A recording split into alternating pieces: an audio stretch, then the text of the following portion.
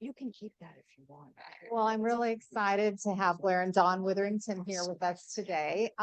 In my opinion, they wrote the Florida Beach Bible, Florida's living beaches, and I have learned so much from them. It's incredible. I was shelling the other day with a friend, and he showed me a dead crab, and I said, that's a long-nosed spider crab. He said, surprised that you knew that. And I said, well, I studied Blair and Dawn's book, Florida's Living Beaches.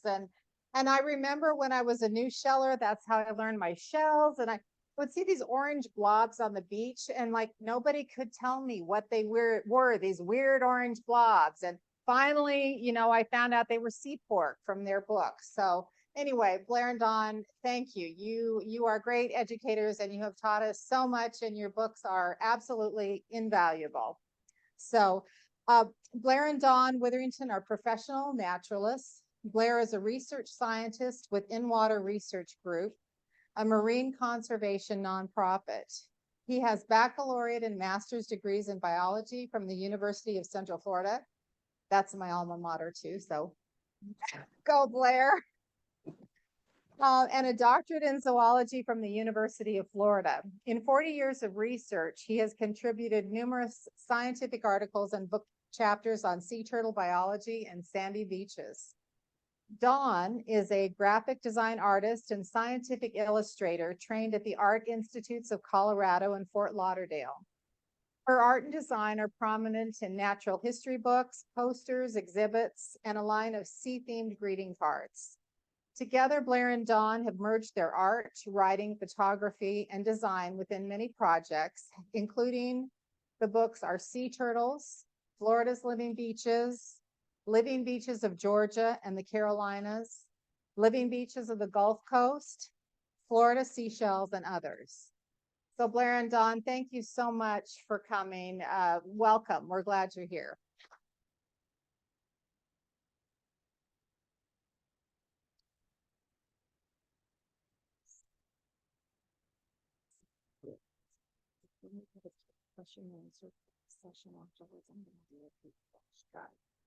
Yeah, thank you. Thank you. Thank you very much, Debbie. It's wonderful to be here. It was a very kind introduction, and that's right. We're into all of that weird stuff. We're into beaches. We're into blobs that people can identify. People call us all the time, and they'll describe something on the phone, or they'll describe it in a text. And sometimes it's hard to identify things because, you kind of have to touch it. You have to smell it. You got to squish it and figure out. But often we can figure it out, and that's fantastic because solving mysteries is what we're all about. So I'm here, of course, with my wife, Dawn, who is the prettier part of the duo. And so we both love beaches. We love spending time on beaches and pursuing adventures on beaches. Anybody else here like to spend time at the beach? Well, so I kind of figured that we're in the right place. What we're going to talk to you about today is adventures on beaches. We're going to take you on a vicarious adventure throughout the Gulf of Mexico. It's a trip that we were on to research our newest book, Living Beaches of the Gulf of Mexico. And it is, let's see. Oh, there's the title slide. Can everyone see that pretty well? So it was a scavenger hunt, so to speak, because in addition, can I go ahead and change it with my changer? Okay.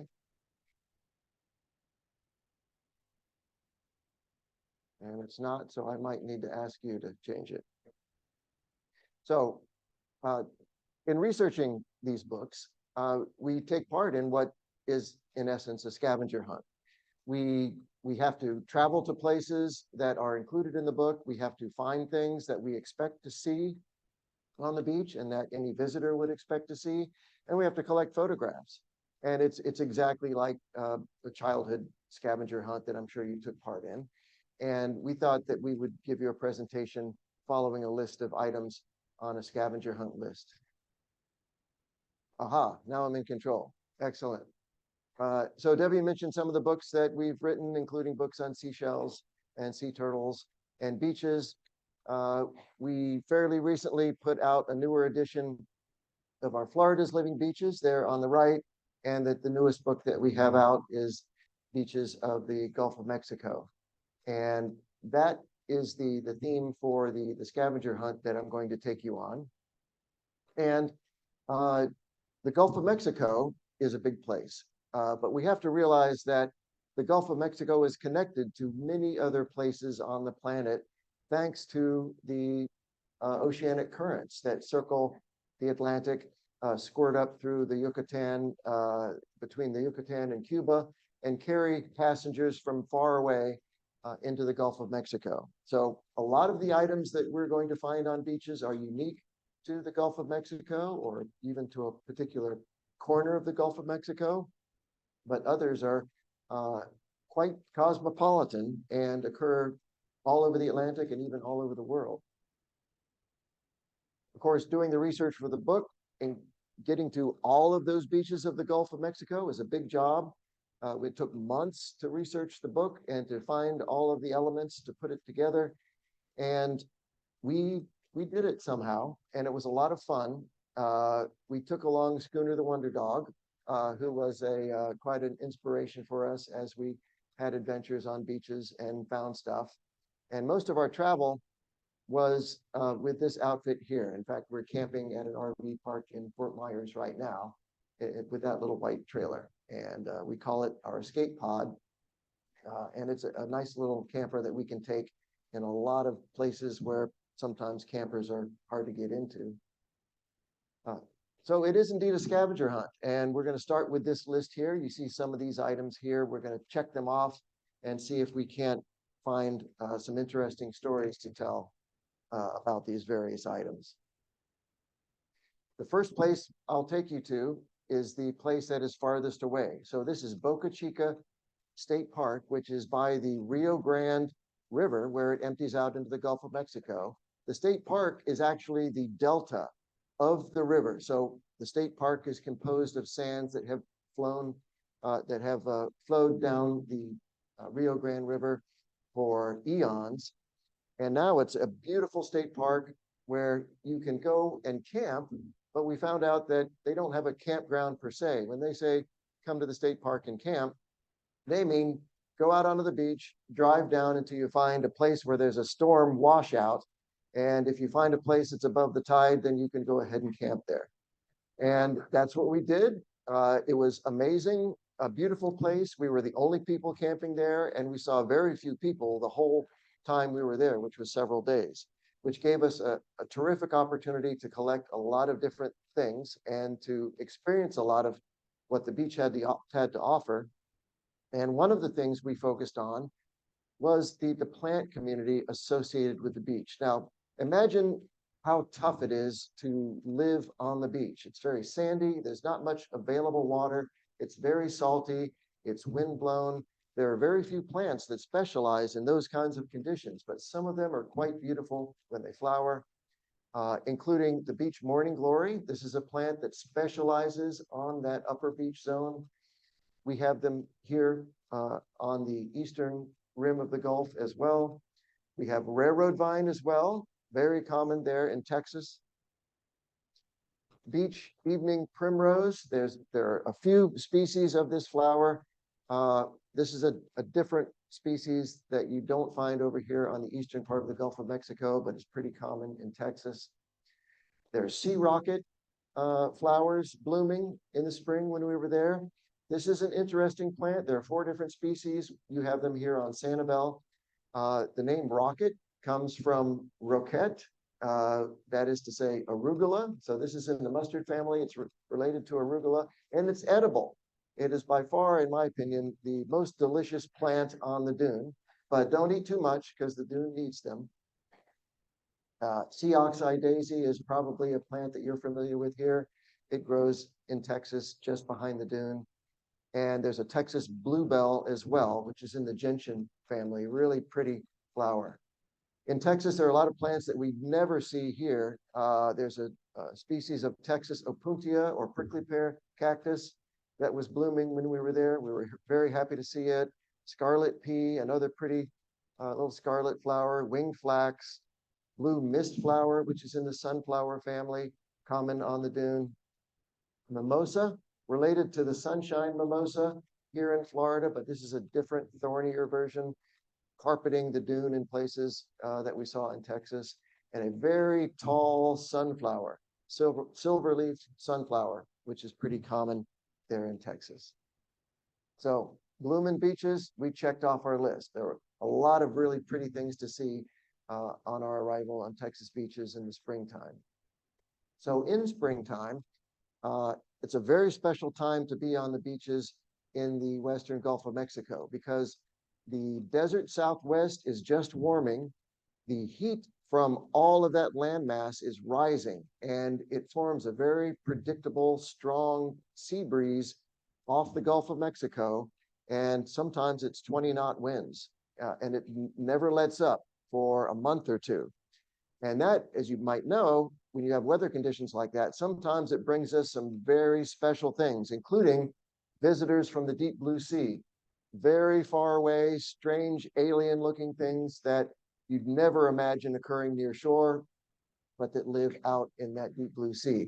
One of these is the blue button, also known as porpita. Another is the by-the-wind sailor, also known as velella, and a more familiar animal to you folks, probably the Portuguese man-o-war, Physalia. So each of these animals, a lot of people would see them and they would call them jellyfish, but they are no more closely related to jellyfish than we are to a fish. They are hydroids, which is a different type of cnidarian. In fact, they aren't even individual hydroid animals. They are colonies of hydroids. The different hydroids or zooids in the colony specialize in doing particular things. Some specialize in being the float, how the thing floats at the surface. Some specialize in digestion or stinging. You see all the tentacles here in these images. Those are the stinging tentacles that help gather food for these colonies of animals. Other animals associated with this blue fleet coming in from the deep blue sea include the remnants of a little squid called spirula, or the ram's horn squid. How many of you have seen the little nickel-sized spiral? Yep, they're beautiful, absolutely exquisite little spiral. Somehow they survive the pounding surf to end up on the beach, and you can pick them up, but be forewarned, they will not survive the spin cycle of your laundry. So don't forget them in your pocket. By the way, the actual little squid is about the size of a chapstick, and it leaves us this little nickel-sized spiral, which is really beautiful. If you're on the beach in wintertime, at any part of the Gulf of Mexico, but especially in Texas, you're likely to see the purple sea snail. If you really want to have a collection of these beautiful little purple gastropods, Texas is the place to make your collection, because it's the most common place I know of in the US to find these little purple sea snails.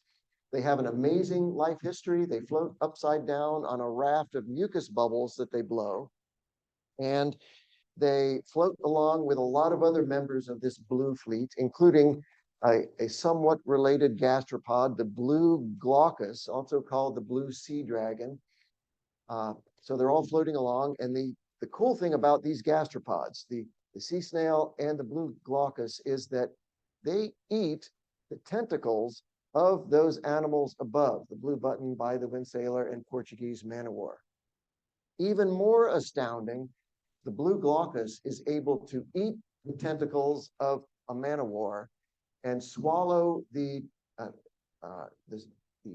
little harpoon, venomous harpoons that the animal uses in defense without firing those nematocysts.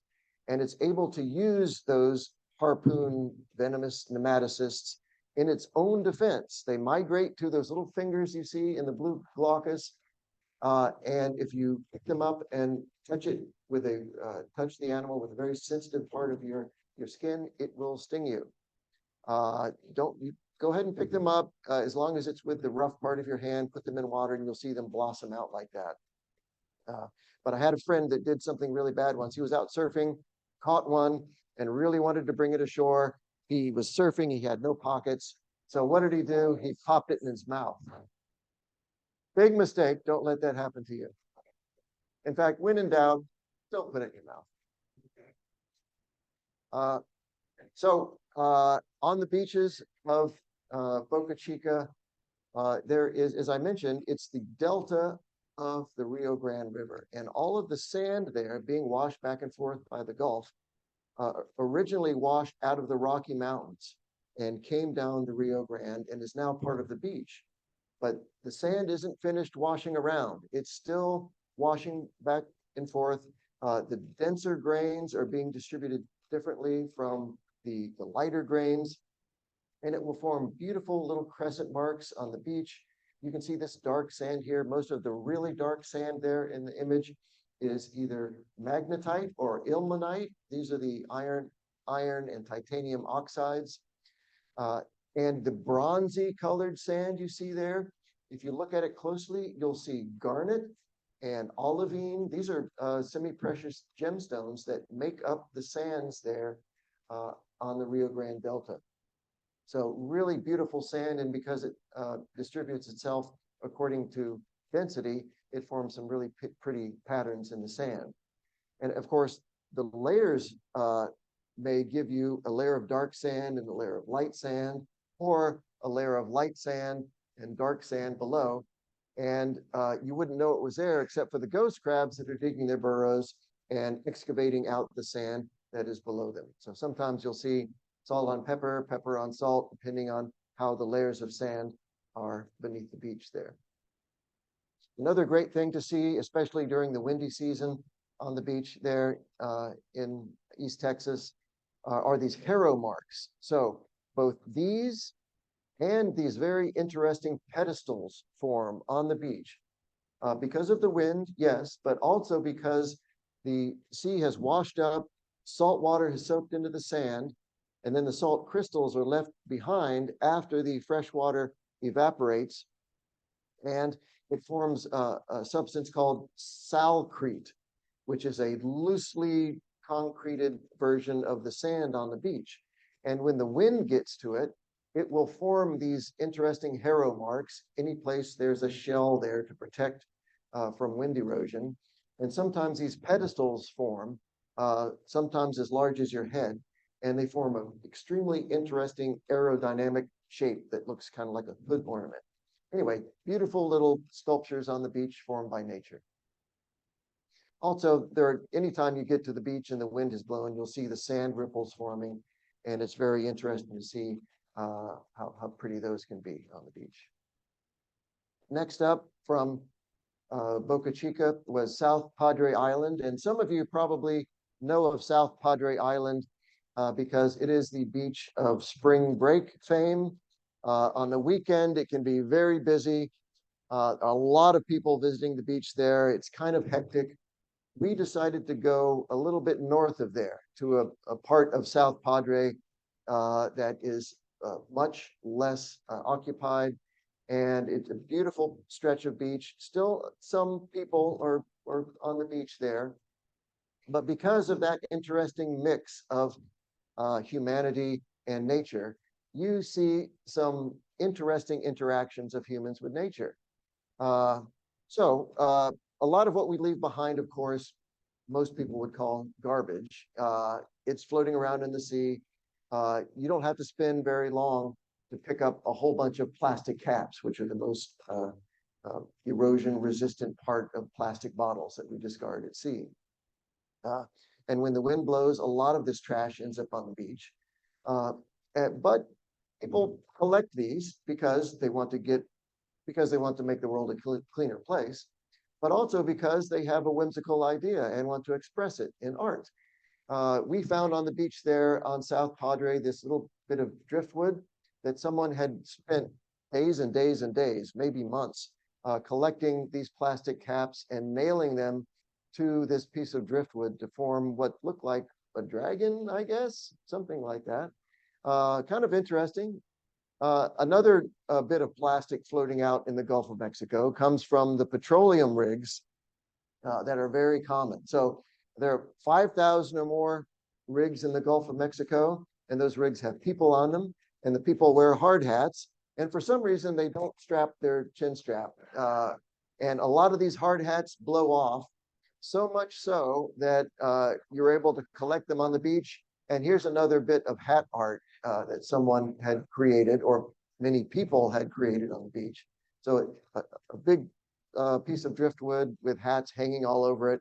And then they had so many hats, they just piled them up at the base of it. And there are other interesting shrines. So they tell us that it's a nude beach down there, the farther north you get on South Padre. And according to this strange little alien pod there, that's true. So this is actually an escape pod from a commercial ship, and it was completely bedazzled with everything you can possibly imagine that washes ashore. Bottle caps, and cigarette lighters and bits of plastic, and to see it up close is very interesting. So we call these beach shrines because we imagine that people go to the beach, they become inspired, they want to clean up the beach, but they also want to create a little bit of eccentric art, and they do. So also on South Padre, it's a great place to see some of the animals that live on the beach, and many of them are quite camouflaged, and including the coastal tiger beetle. Now, here on Sanibel, you're probably familiar with the white beach tiger beetle. It blends in very well with the beautiful white sandy beaches here in the eastern Gulf of Mexico. The beaches have a lot more dark sand grains on the Texas coast. And because of that, there's a different species of tiger beetle that has a darker color. There's also a western coast coachwhip snake that is a lot darker than our eastern coachwhip that we have here. And they prowl the beach on a regular basis and are very impressive animals to see. They're really fast. They're mostly fast getting away from you, by the way. So you don't need to worry about them. And of course, they're not venomous. What these snakes are interested in are these little keeled earless lizards, which are pretty common on the beach in Texas. You might know the difference between a snake and a lizard is that most lizards have external ear openings. Well, this lizard does not, because it's constantly burrowing in the sand. And if you burrow in the sand, you don't want sand in your ears. So that's why they don't have ears. But they often run fast and are cryptic, either on light sand or dark sand, and hopefully stay away from the coach whips, but not always. Other interesting animals that blend in really well on the beach include ghost crabs. Now, I bet you're most familiar with the adult ghost crabs, which can be almost as big as your fist. They have a light color, a little bit of yellow on them, and they're very swift-footed. In fact, their genus, Ocypode, means swift-footed. They're very, very fast. Most often they're in their burrows during the daytime. The juveniles are sometimes out, though, and they're much smaller, and they're not the same color. They blend in with the sand very well. The interesting thing about them is that on light-colored beaches, the little ghost crabs are light-colored, and on darker-colored beaches, the little ghost crabs are darker colored. Now, one of the items on our list was a little ground squirrel called the spotted ground squirrel, which lives on the beach, which has burrows in the dune. And we would see them. We knew they were there. We knew they should be there. We saw them 100 yards away. We saw their burrows. We saw their tracks. But they were so skittish we couldn't get near them for a photograph until finally one posed for us. They're cute little guys, but they're very skittish. If you really want to get a good look at them, you'll want to see them through binoculars. Next up north is the Padre Island National Seashore. So the Padre Island National Seashore is part of the longest barrier island in the world, not just in the US, but in the world. And it's an extremely long barrier island. So that's a lot of beach to explore. We were looking for sea turtles. Texas and that part of the Texas coast is famous for Kemp's Ridley's nesting, especially in April and sometimes into May. During the nesting season, Ridleys will come up. Unlike most other species of sea turtles, Ridleys come up in daylight, and they come up on very windy days, and it's hard to predict where they will come up. And there are only about 200 nests or 250 nests in a whole season. So what the Park Service does is they recruit people from all over the region to go up and down the beach and look for Ridleys. And to let everyone know that it's Ridley nesting season, they fly this yellow flag everywhere so people know to look for Ridleys nesting. Sadly, we saw the flag, but we didn't see any Ridleys nesting. Although they did nest while we were there, they were just sneaky and avoided us. We did see green turtles in the surf though. So green turtles we have here in Florida. They're relatively one of the more common sea turtles you'll see in the Gulf of Mexico. The juveniles are about the size of a dinner plate and a little bit larger, and they eat seagrass and algae, which is why it's so unusual to see them feeding on fish. We saw them at a jetty where there were enormous schools of herring, and the green turtles were simply swimming with their mouths open and hoping to get a little bit of protein along with their salad growing on the jetty. So pretty interesting thing to see, and allowed us to check sea turtles off our little list. So when the wind blows in the springtime in Texas or anywhere you are in the Gulf of Mexico or Atlantic, you're likely to see other plants and animals from the deep blue sea, including those that are specifically associated with a special community called the Sargassum community. So the Sargassum community is named for the alga Sargassum, which is related to some species that grow on the bottom, but this only floats at the top, and it forms the basis of a community that has a whole lot of animals named for it, like the Sargassum crab, the Sargassum nudibranch, Sargassum sea lace, Sargassum frogfish. So there are a host of other animals that are found only in this Sargassum community. And they're all really beautiful animals. A lot of them are exactly the same color as the Sargassum and therefore extremely camouflaged. The Sargassum frogfish is a fantastic example. You probably can't see it in this image except for its slightly blue tinted eye. Very camouflaged, but not well camouflaged enough to stay away from this royal tern. Of course, these are fish that are lost to the population and they're just kind of waiting for the end. Maybe it was the royal tern was doing the fish a favor. I don't know. But here's how the fish looks in life. They're really strikingly beautiful. They're in the anglerfish family, which means they have a little lure that they tempt other fish with. They're able to eat things that are almost as large as they are. They're really incredible voracious predators. Another place that we were really excited to visit was Matagorda Island, Texas. It's one of the largest islands that one can get to in the US only by boat. So it's miles and miles and miles long, but you can only get there by boat. If you do arrive, you'll probably arrive on the calm side of the island and have to walk your way or ride a bike to the Gulf of Mexico side of the island. There's only one little dirt road there.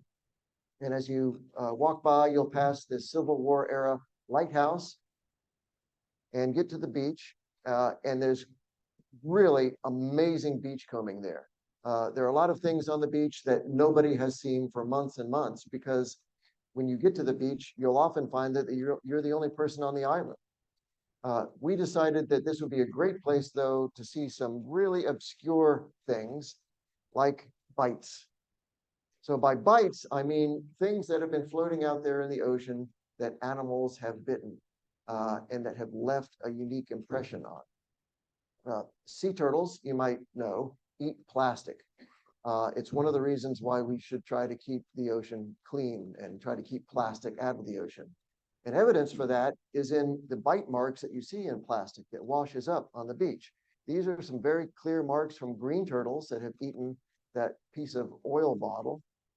Here are some bites from a loggerhead sea turtle on the left and a shark on the right that bit into a bullet-shaped longline float that was out there used in a fishery in the Gulf of Mexico and then floated in.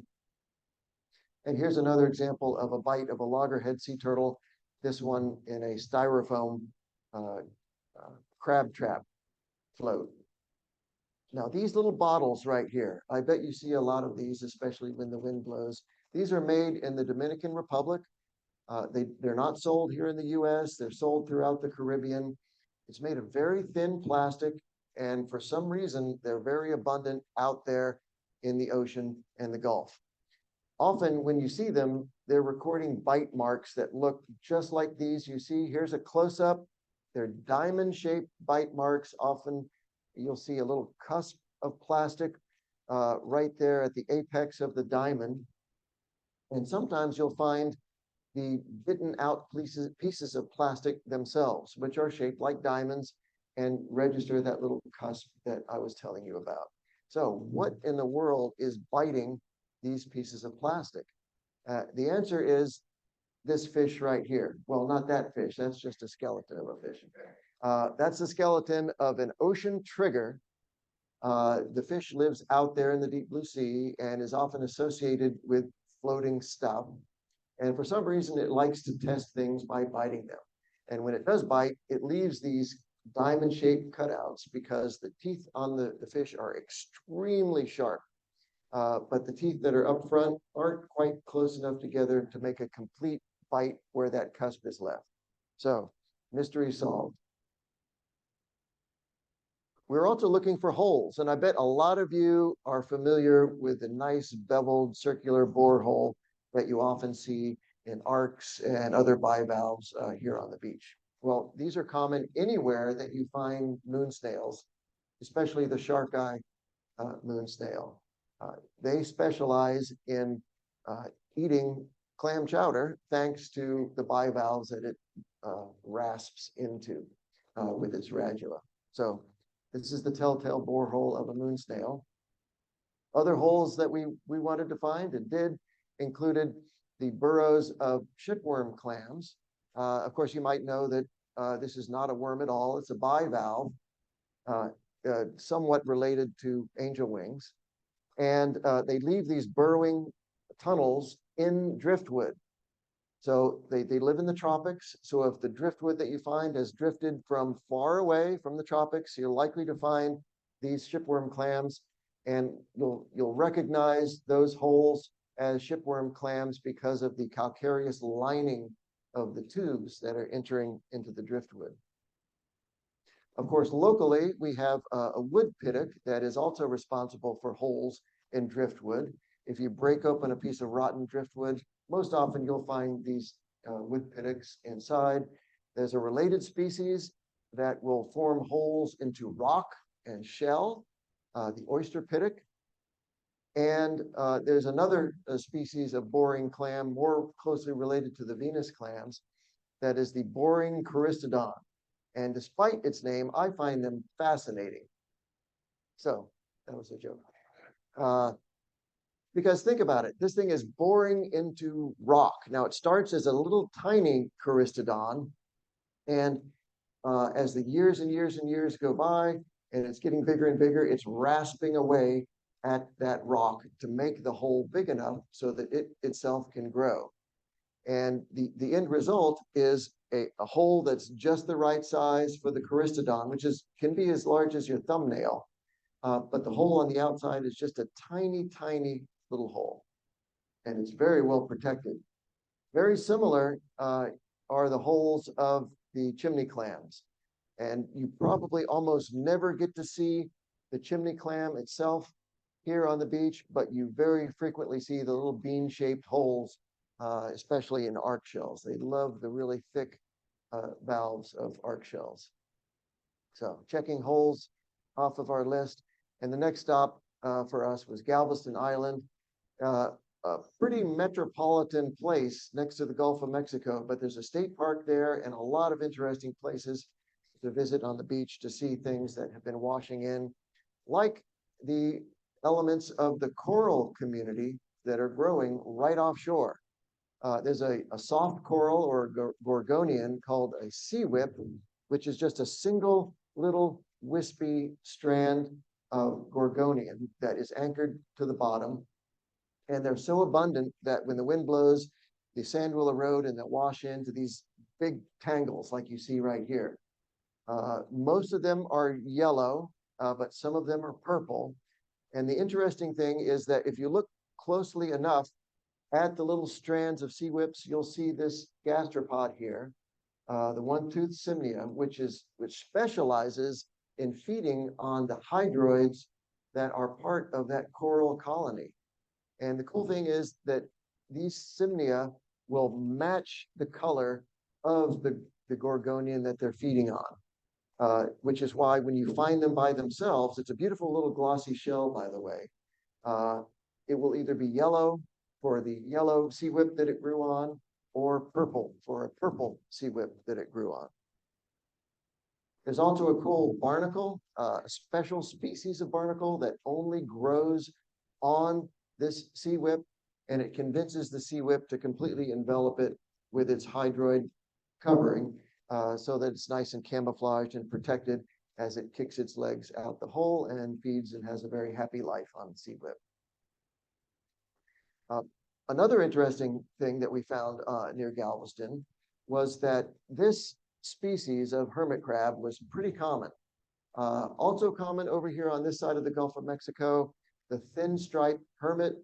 Over there, one of their favorite shells to occupy is the Florida rock shell, maybe because it's just the right size and a very robust shell that allows the hermit crab to have a very nice home. But one of the cool things we saw was that there were a lot of hermits and they were all together. In fact, hundreds and hundreds and hundreds of them. So the interesting story here is that they seem to have been taking part in the hermit crab version of a swap meet. Now think about it. If you're a hermit crab and you outgrow your shell, you need to find a new home. But you can only move out of your shell. You don't want to be naked for very long.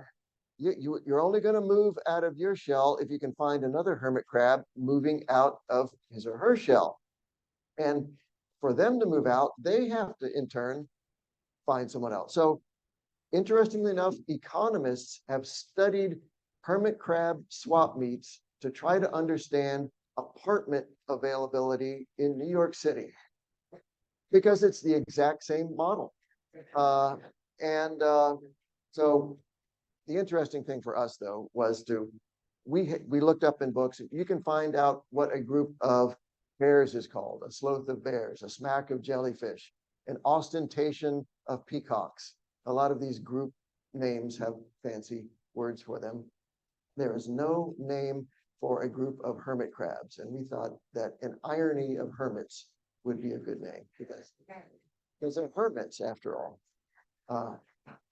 So hermit crabs, no, they're not really. Our next stop was Grand Isle, Louisiana, a beautiful place, especially in springtime, because it's the nearest landfall for birds that are coming across the Gulf of Mexico and flying along the Mississippi Flyway. So if you remember studying bird migration when you were in school, all the different flyways of the US, well, the Mississippi Flyway is a very important route that birds take up into Canada and the northern US. And if you're wintering in South America, the first landfall for you is going to be Grand Isle, Louisiana. And if you're there in spring, it's an astounding time to enjoy birds. Just some of the rarer birds that you might see are American avocets, beautiful birds, long-billed curlew, black-necked stilts, and scissortail flycatchers. So lots of really cool rare birds if you're into birding. Out to the east, we'll take you to Dolphin Island, a beautiful Alabama beach and a unique place if you like to walk for a very, very long time along secluded shores. You can continue on to the west and walk this nice white sandy spit out until it ends. It's out there protecting Mobile Bay, and it's a great place to imagine your spot in time.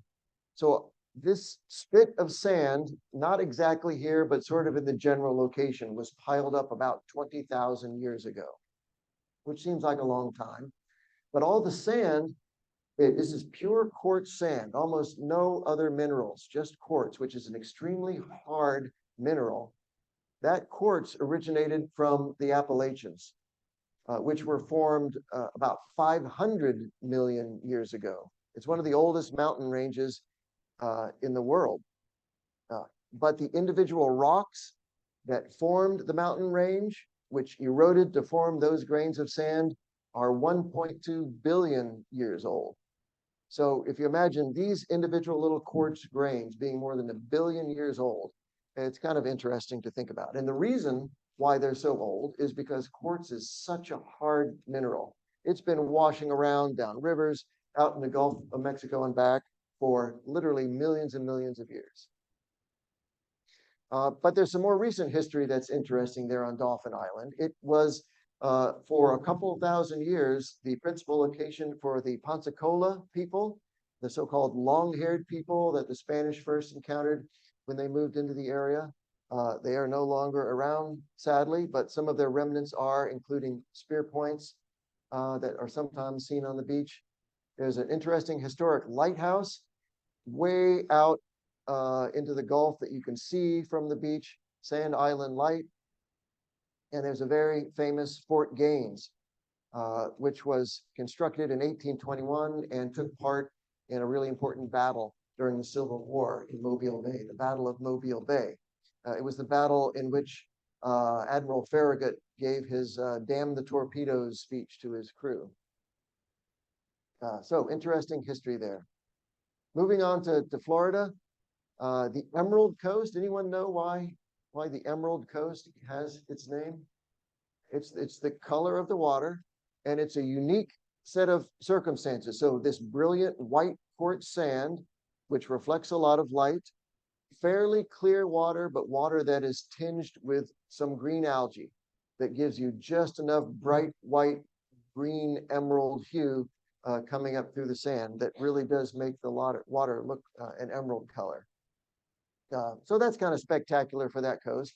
But one of the more unique aspects of the Emerald Coast are the dune lakes that are unique worldwide. There are very few places where you can find freshwater lakes that empty out into a saltwater body. But one of the few places you can experience those dune lakes is on the Emerald Coast. Very interesting places to visit. There are a few state parks where you can see those lakes. And these state parks like Grayton Beach and Blue Mountain Beach also have for you some spectacular dunes pushed up by massive hurricanes that must have struck hundreds of years ago. Some of these dunes are 50 feet high, and they're composed entirely of these quartz grains of sand. Very, very pretty dunes. And some great seashells.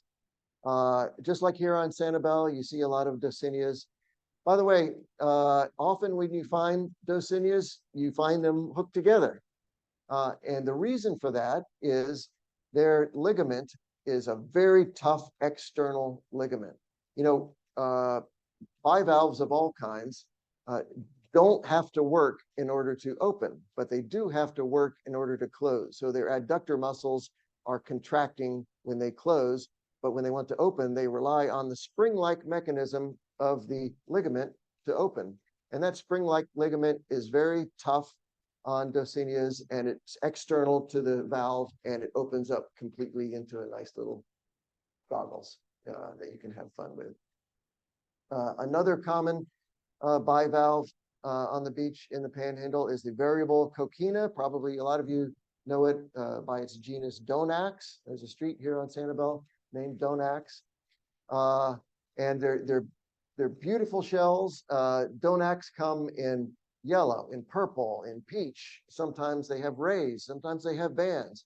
It really does earn its name. And another thing about Donax is that in the springtime, especially in April, May, you can find these spawning assemblages. So the center image there is a spawning assemblage of Donax.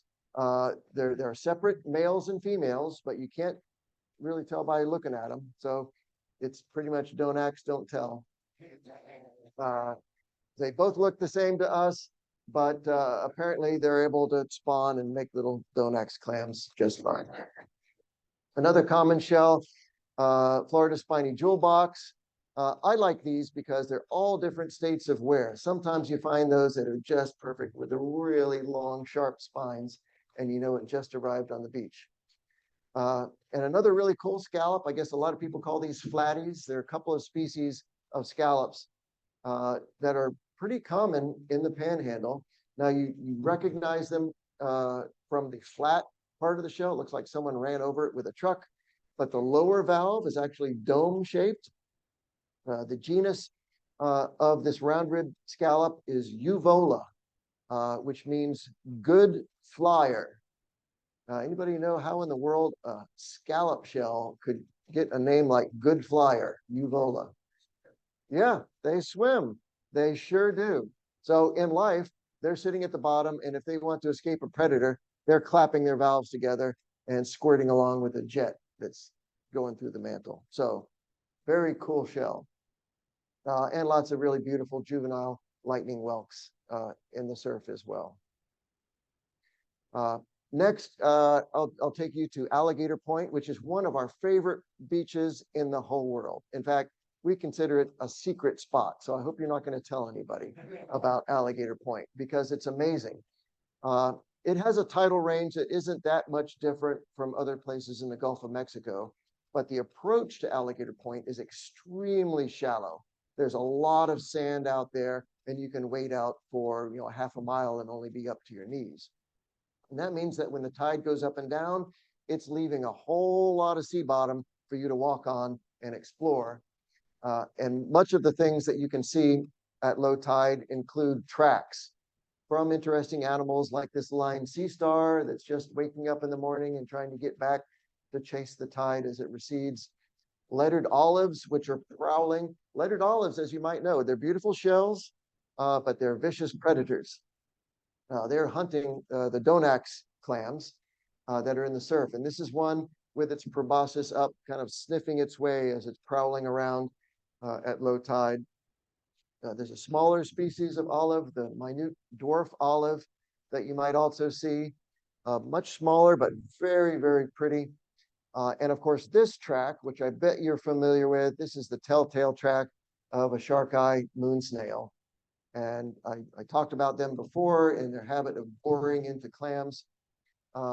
This is what they're looking for when they're out on the beach prowling around. And there's the nice blue eye of a shark eye moon snail. Now, the next place I'll take you is Boca Grande. Can't quite see that there on the screen. Now, you might be thinking of Boca Grande, the very nice, pleasant community just to our north of Cayo Costa. But I'm going to take you to a lesser known Boca Grande to complete our journey from the Rio Grande to Boca Grande. And this Boca Grande is in the Florida Keys. So if you go to Key West, hop in a boat and head about 20 miles to the west, you'll get through the Key West National Wildlife Refuge to the last group of keys between you and the dry tortugas. And near Boca Grande is a brief phenomenon of a key called Wilma Key. And this is a special place. So here's Boca Grande on the map. To the north there is the Lakes Passage, which is shallow water that you travel from Key West to get there. Boca Grande is beautiful, a lot of amazing things to see, great place to get Caribbean species of shells. But I'm going to talk about this little tiny spit of sand that is just there to the northwest of Boca Grande. Spit of sand that isn't even in this picture, really. So you see a little bit of a light area off to the lower left of the photograph there. This is 2000 and this is 1994. In 2005, Hurricane Wilma passes through. Some of you might have been around for a while. You remember Hurricane Wilma. It caused a big ruckus, caused a lot of damage, but also the interesting thing about hurricanes, many people think about the erosion associated with hurricanes. There's also a lot of accretion and creation associated with hurricanes. Hurricane Wilma created this light spot here that you see here. Sand that formed Wilma Key that stayed above the high tide line.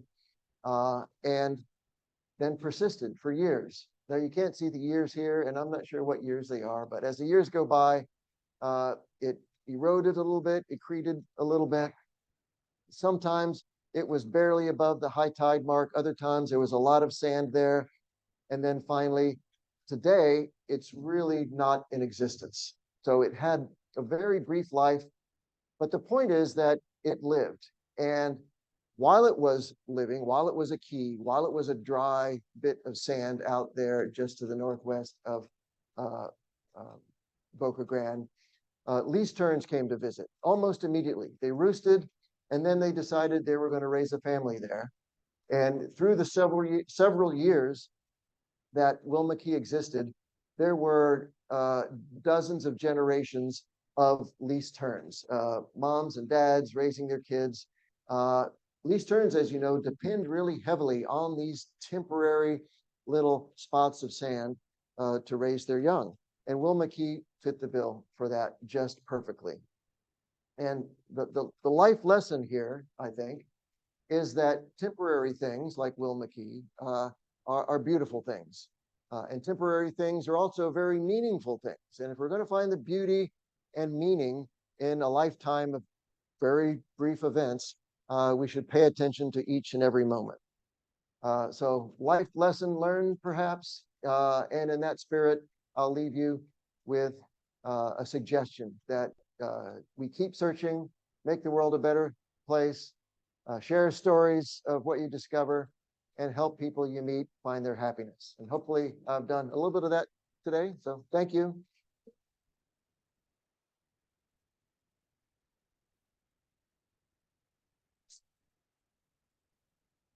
And I think I can take questions. Yep.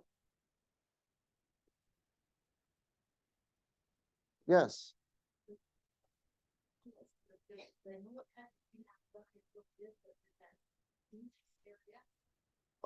So the question is, what type of green alga is tinting the water off the Emerald Coast? I think there are a number of species, but they're mostly in the group of diatoms.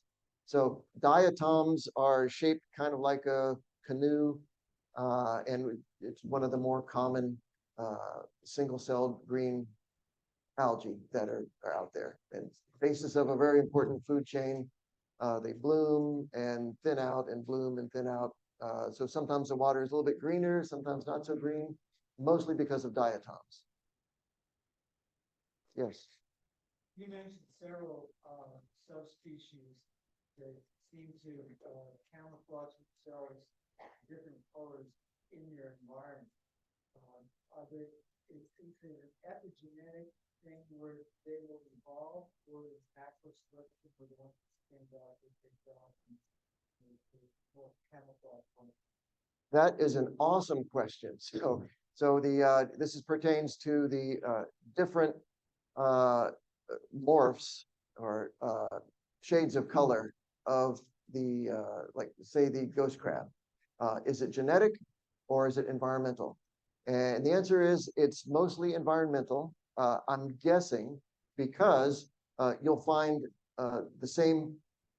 it's the same species on a 100-mile stretch of beach, and you'll find light sand with light juvenile ghost crabs and darker sand with darker juvenile ghost crabs.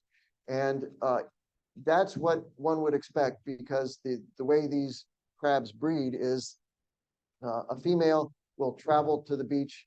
It's on the beach. It'll travel to the ocean or the Gulf with a whole belly full of eggs, and then it'll drop the eggs into the sea. They'll hatch almost immediately, and then currents spread them all over. So the population per se, that is the group of animals that share genetic connections, are hundreds of miles distributed all over the Gulf of Mexico. So the question is, how in the world does a little juvenile ghost crab know that it should be dark on dark sand and light on light sand? And I don't know. Not sure. Yes.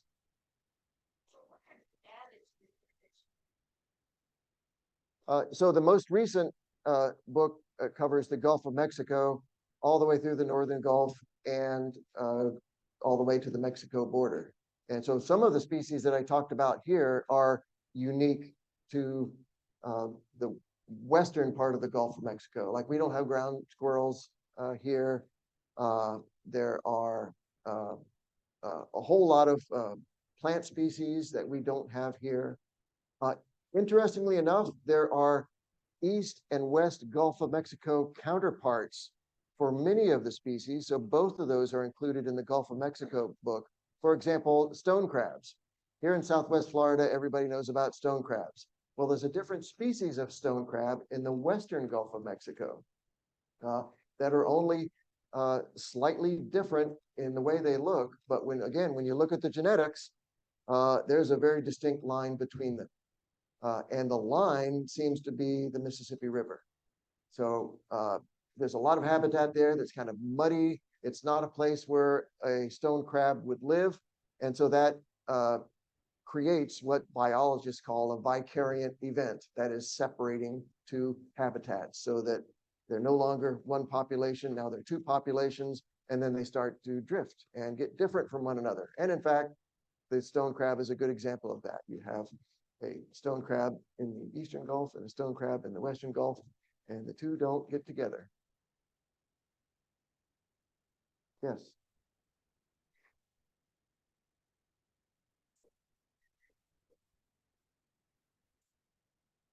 Yeah, that I actually looked this. There's not an extensive literature on the hermit crab swap meets. There is some literature on some pheromones that hermit crabs emit when they're being attacked, and it could be a similar pheromone that they emit when they're just leaving their shell voluntarily. Other hermit crabs pick up on that pheromone and know that, hey, I should get out of here. Or, hey, maybe there's a home available because the former renter just got killed.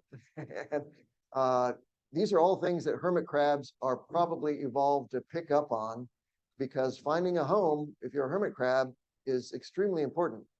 You can't exist in the world without a gastropod shell around you if you're a hermit crab. And so it's ripe for study for some enterprising young graduate student to figure out exactly how the mechanics work for these swap meets. And I think that would be a very interesting subject. Yes.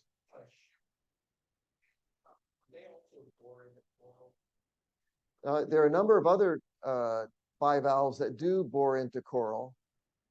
The chimney clams do, the Corystodon clams do.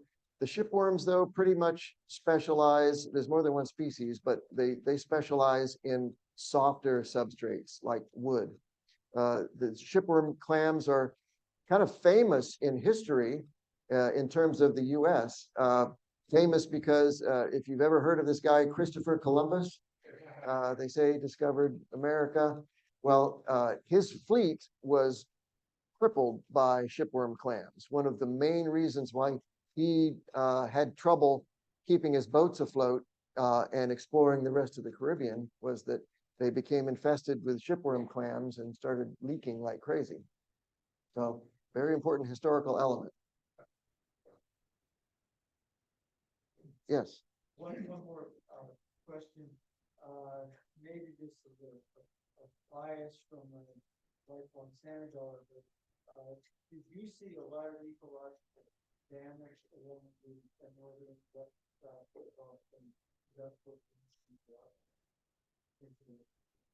Yeah, the question is about ecological damage from pollution there in the Western Gulf.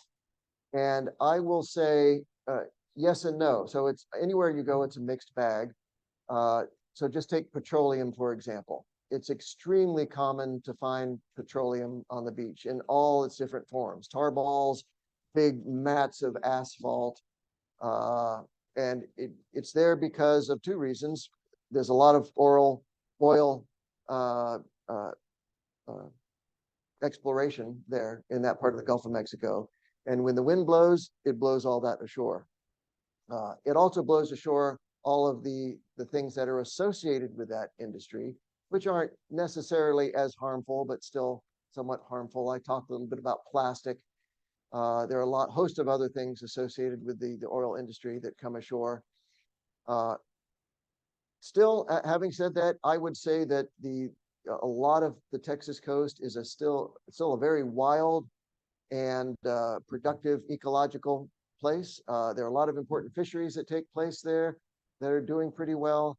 There are beautiful beaches there that are ecologically vibrant, that are very diverse, and are astounding. So it's a mixed bag of intense industrial influence and beautiful ecological diversity. So there you have it. Yes.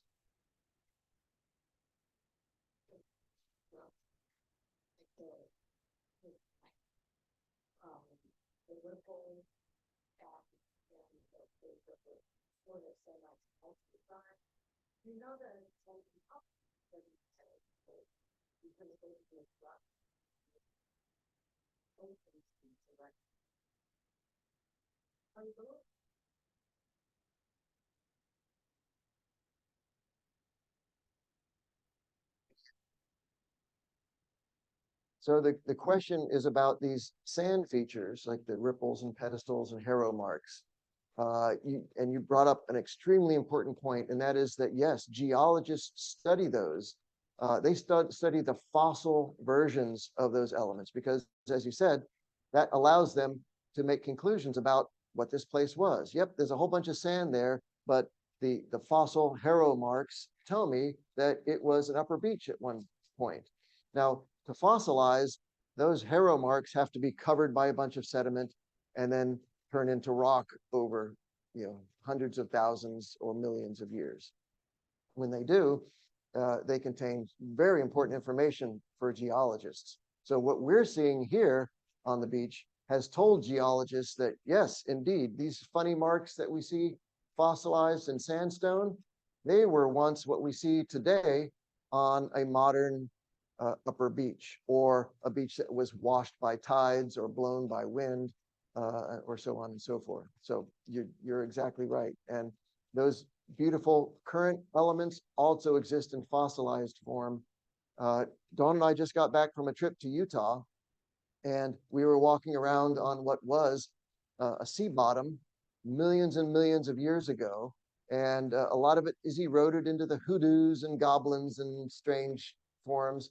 But other marks in the sand are very clear, showing the marks that we're familiar with on a beach, the harrow marks, the ripples, and so on and so forth. So it's amazing. Another way to wrap your head around how much time has passed on this planet. It's very cool. Yes.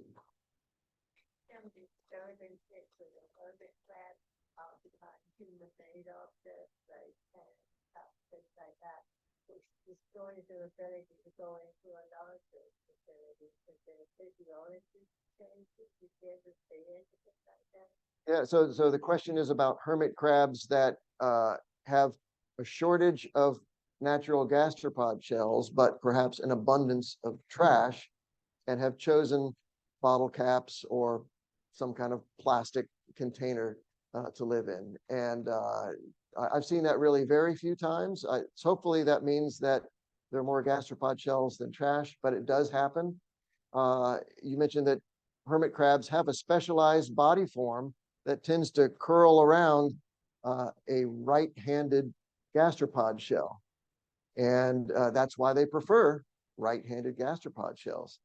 But when they're desperate, any port in a storm, and sure, I guess they don't want to walk around naked, so you got to pick something. It's like the equivalent of us, like the old cartoons, wearing a barrel when you're out of money and can't afford clothes.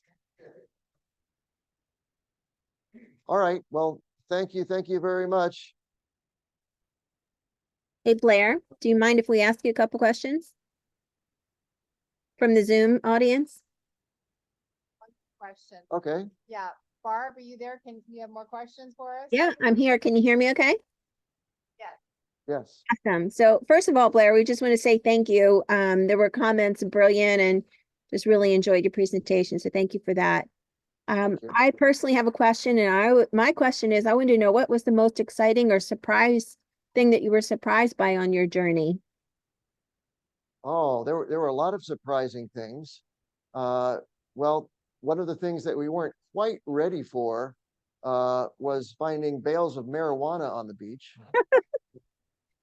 A little bit more common than we had expected. Mhm. We reported them immediately, by the way. And we found some astounding things that aren't necessarily associated with beaches on a regular basis. People drive on the beach in Texas, and sometimes they'll drive on the beach with just a normal sedan and then leave it parked and not realize that the tide is coming up. So we find automobiles in the surf. And there's a lot of human activity that results in things left on the beach. We talked about the beach shrines where people find trash and get very whimsical and make interesting sculptures and so forth. On occasion, though, some of these are very interesting. And when you really see them up close, you realize how much time people have spent with these. Of course, we're interested in rare animals and rare birds. There are some of the animals that we found on the beach aren't normally found on the beach, so we didn't even include them in the book. We would see a covey of quail on the beach, and they're not really beach animals. We would see, well, birds like the scissortail flycatcher, which are only on the beach for brief periods. And this particular flycatcher was on the beach because it had rained and the fire ants had just produced their alates, which are the winged sexuals that fly around, and they're flying everywhere, and then they die eventually. And there were mounds of them on the beach. And you might think, oh my God, fire ants, that's horrible. Well, that's not what the scissortail flycatcher thought. That was like manna from heaven. The flycatcher was eating up those fire ant males and females like they were like little gumdrops. So I guess I'd have to say that some of the most interesting things on the beach that we found weren't necessarily objects, they were experiences, which is a point I like to get across to people. Is that everyone likes to go on the beach and have a quest item and find it and collect it and put it on your shelf. But a lot of the most amazing things you can find on a beach are things that you can't show people. They're things that only you are experiencing. It's a time, it's the way the light is striking things, it's a smell, it's an experience, an emotion. And I think that's one of the amazing things that I search for on beaches. That's beautiful. Thank you. And we have one more question. Meg is asking, were you able to see much of the Mississippi River Delta? And if so, how was it helped, especially with regard to the current drought? I'm sorry, what about the Mississippi Delta? She was asking if you were able to see much of the Mississippi River Delta, and if so, what was the current condition of its health given the current drought? Oh, okay. So the Mississippi River Delta, so when you look at it on a map, it's really quite different from the way the Delta was. The Army Corps of Engineers has channelized the river, and you'll see a thin set of mounds of sediment that are extending out into the Gulf of Mexico. The Delta per se is actually all of the marsh and sediment that is fanning out from the Mississippi Delta. There used to be quite a few people who would live in the Delta and make a living. You might know that it's shrinking. Not only is the sea level rising, but the land is subsiding. So it has kind of a double whammy of water invading the Delta. And in terms of drought, sometimes, I don't know about drought affecting the Delta, but it's very clear that sea level rise and subsidence is affecting the Delta. They're absolutely desperate to build up land like in the Chandeleur Islands and on Grand Isle and other locations where people are either living or the barrier islands are important to protect uplands from wave energy. So it's a very dynamic place. I wouldn't say that drought per se, we saw a lot of effects, but there are a lot of effects from the slow creeping rise of the ocean and subsidence of the land. And it's just one of those interesting times that we live in. And it's a place definitely affected by that. Great. And thank you for that. And one last question. what was the time period of your journey that you took us on there? Like when did you start? What time of year was it? How long were you out? We did, 2 trips. Each one was, about a month and a half or 2 months long. And we had one trip in the spring, mostly in April, and another trip in the fall, mostly in September. And that was because we wanted to catch, a lot of the things that one experiences on the beach have a season. To all things, there is a season, turn. So in the spring, you've got blooming flowers and the blue fleet. But in the fall, you've got a lot of plants producing seeds, and abundant spawning of fishes and other things. So we tried to hedge our bets in terms of abundance of biology in each of those 2 seasons. Great, thank you so much. That's it for us on Zoom. We appreciate you. You're welcome. My pleasure. Well, thank you so much.